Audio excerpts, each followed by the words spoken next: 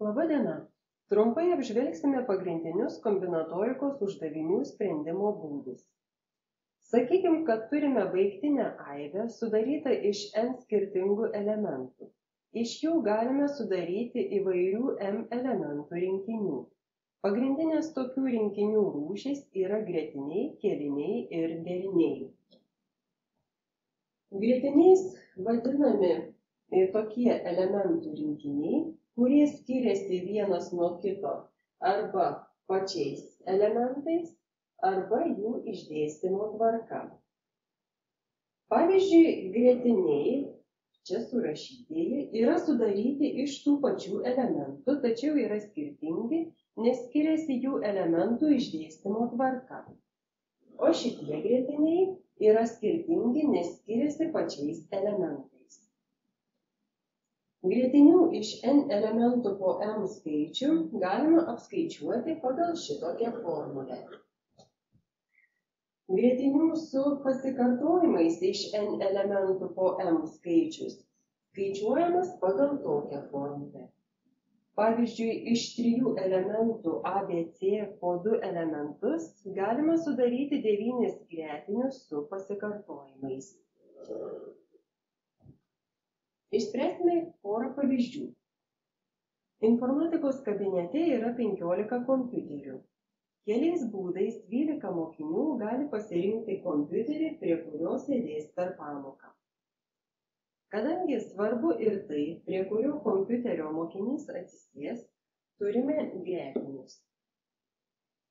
Yra iš viso 15 kompiuterių ir 12 mokinių. Taigi, gretiniai iš 15 po 12 pagal turimą formulę gauname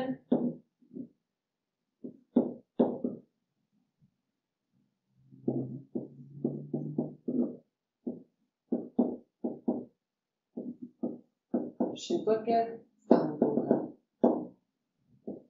kurią suskaičiavę apytiksliai turėsime tokį skaičių.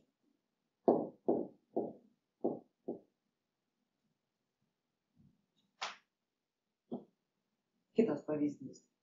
Kiek galima sudaryti keturženklių skaičių, kurių visi skaitmenys skirtingi, panaudojant skaitmenis 1, 2, 4, 6 ir 8.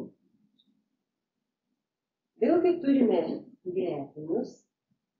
Iš 5 duotų skaitmenų reikia sudaryti keturženklį skaičių. Taigi, 5 faktorialas. Vardiklyje turime skirtumą ir suskaičiavę gauname, kad yra 120 keturženklių skaičių. Šitokį uždavinį galima išspręsti ir be gretinių formulės. Tai yra, pirmąjį skaitmenį iš duotų 5 skirtingų skaičių galima parinkti 5 būdais. Antrąjį iš likusių 4 skaičių 4 būdais, trečiąjį 3 būdais, ketvirtąjį 2 būdais ir sudauginę gauname, kad iš viso yra 120 būdų. Toliau. Kėliniais iš n elementų vadinami tokie rinkiniai, sudaryti iš visų n elementų, kurie skiriasi vienas nuo kito elementų tvarka. Ir tik elementų tvarka. Kėlinių skaičius iš n elementų lygus n faktorialui. Pavyzdžiui, keliais būdais 6 mokiniai gali sudaryti eilę prie kasos valgykloje. Kadangi į eilę sustoja visi mokiniai, tik skiriasi jų vieta eilėje, tai yra tvarka, taikome kėlinių formulę. Tai yra 6 mokiniai, reiškia turėsime 6 faktorialą ir tai yra lygus 720. Kėlinių su pasikartojimais iš n elementų skaičius randamas pagal šitokią formulę. Čia K1 yra elemento A1 pasikartojimo skaičius, K2 elemento A2 pasikartojimo skaičius ir taip toliau. Ir sudėjus visus K gauname N. Įspręskime tokį uždavinį. Duoti skaitmenys 1, 3, 4, 5. Kiek galima sudaryti triženklių skaičių su skirtingais skaitmenimis? Taigi būtų gretiniai iš 4 duotų skaitmenų reikia sudaryti triženklį skaičių su skirtingais skaitmenimis. Taigi turėsime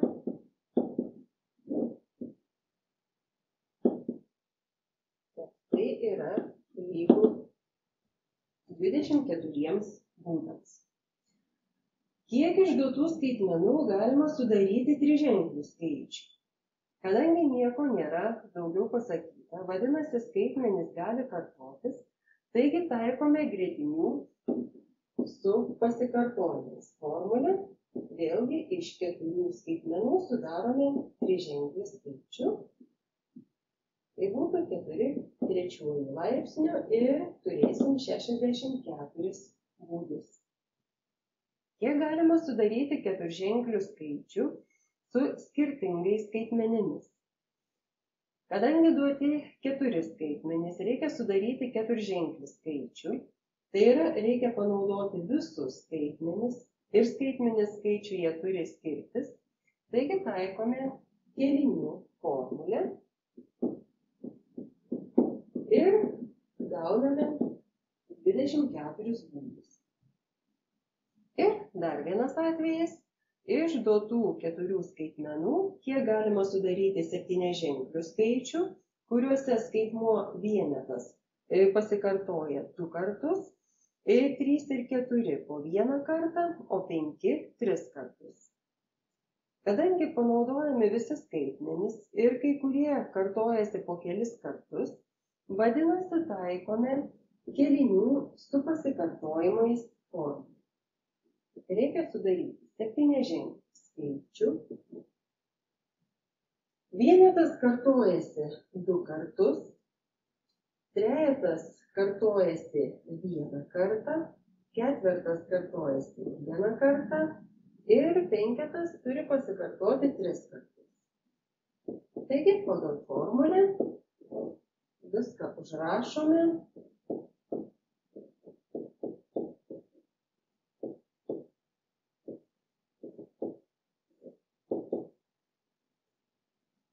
Ir suskaičiavę gauname 420 būdų.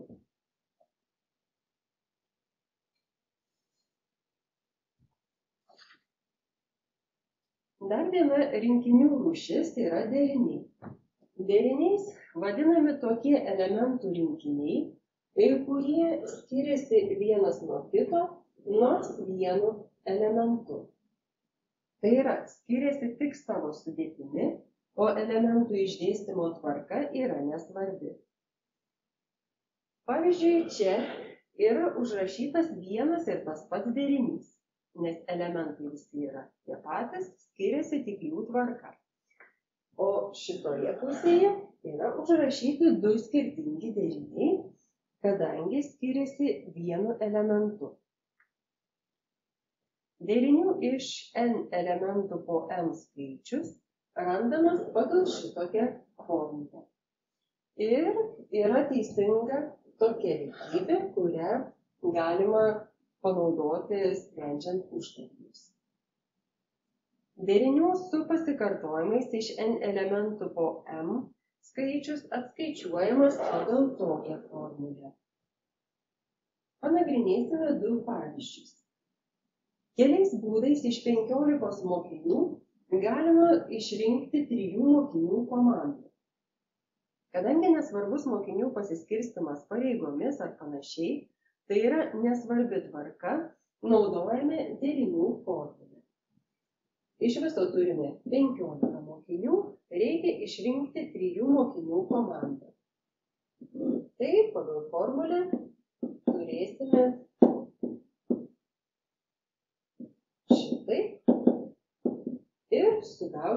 suskaičiavę gausime 455 būdus.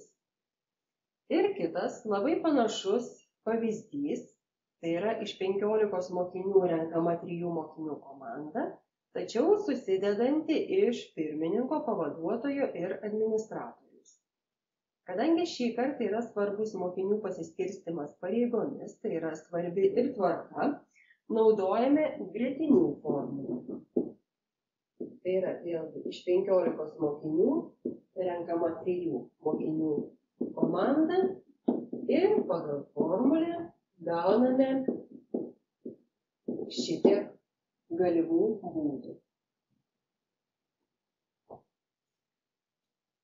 Keliais būdais galima apmušti kėdes, turint 6 skirtingus apmušalus ir, tarkime, 3 skirtingas kėdes. Kadangi skiriasi ir apmušalai, ir kėdės, tai naudosim gretinių formulę. 6 skirtingi apmušalai, 3 skirtingos kėdės. Taigi turėsim 120 būdų. Ir jeigu turim 6 skirtingus apmušalus ir 3 vienodas kėdes, tai yra skiriasi tik apmušalai, tokiu atveju turėsime derinius. 6 apmušalai, 3 kėdės vėlgi ir pagal derinių formulę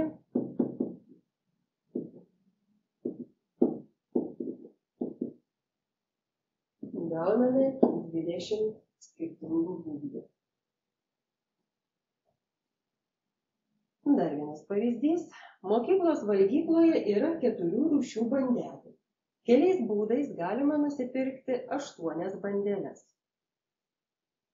Kadangi reikia pasirinkti 8 bandeles iš 4 rūšių, nebūtinai kiekvienos rūšies bandelių be abejo imti po 2, bet galima ir visas bandelės imti kažkurios vienos rūšies, arba vienų daugiau, kitų mažiau. Taigi taikome derinių su pasikartojimais formulę. Ir šitą formulę turime 4 skirtingas bandeles, mums reikia pasiimti 8. Pritaikę formulę turime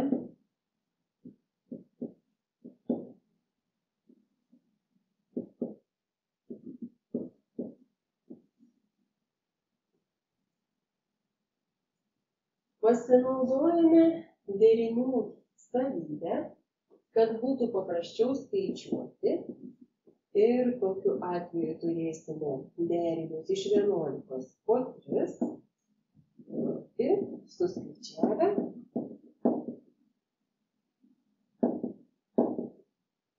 gauname 165 būdus.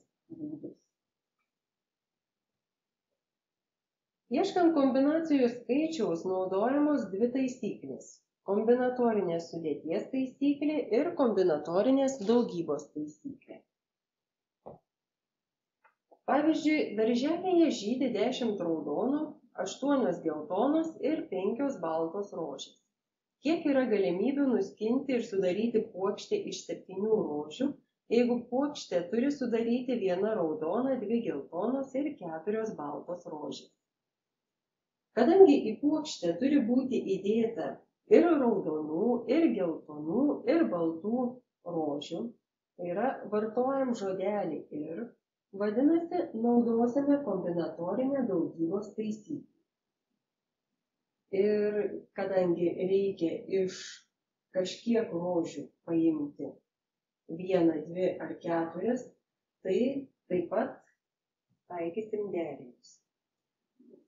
Taigi, iš 10 raudonų rožių reikia paimti 1 ir iš 8 geltonų rožių reikia paimti 2 ir iš 5 baltų rožių reikia paimti 4.